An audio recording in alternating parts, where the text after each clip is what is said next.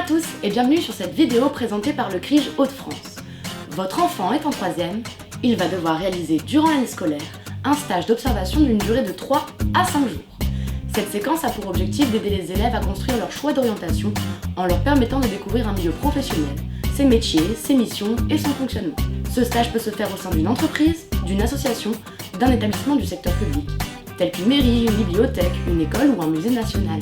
Mais alors, comment peut-il trouver son stage ? Le premier conseil à lui donner est d'anticiper. Dites-lui qu'il est courant de recevoir plusieurs réponses négatives à ses demandes de stage avant d'en voir une être acceptée. Mieux vaut donc s'y prendre le plus tôt possible pour avoir le temps de trouver un stage qui lui plaît. Deuxième conseil, choisir son stage selon ses envies. Votre enfant éprouve certainement un intérêt pour certaines professions ou certains secteurs. Conseillez-lui de dresser une liste des domaines et des métiers qui l'attirent. Une fois la liste des secteurs et des métiers établie, reste à trouver le lieu du stage. Le mieux est d'identifier des entreprises, associations ou établissements publics proches du lieu d'habitation, pour qu'il puisse s'y rendre facilement et éviter les retards. Maintenant, passons aux candidatures. Un CV et une lettre de motivation peuvent être demandés pour un stage de 3e. Si vous souhaitez obtenir des infos et astuces sur la rédaction de ces deux documents, je vous invite à consulter notre portail ij-hdf.fr.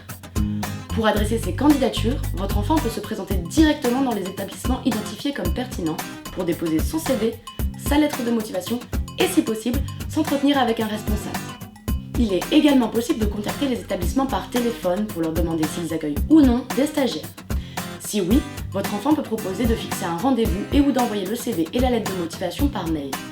Dans tous les cas, conseillez-lui de préparer en amont quelques phrases clés afin d'être clair et poli lors des entretiens et des appels.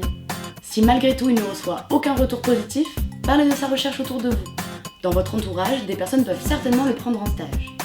Sachez qu'à tout moment, il peut également demander de l'aide à ses professeurs et au personnel de son établissement qui ont certainement des conseils et des pistes à lui fournir. À bientôt!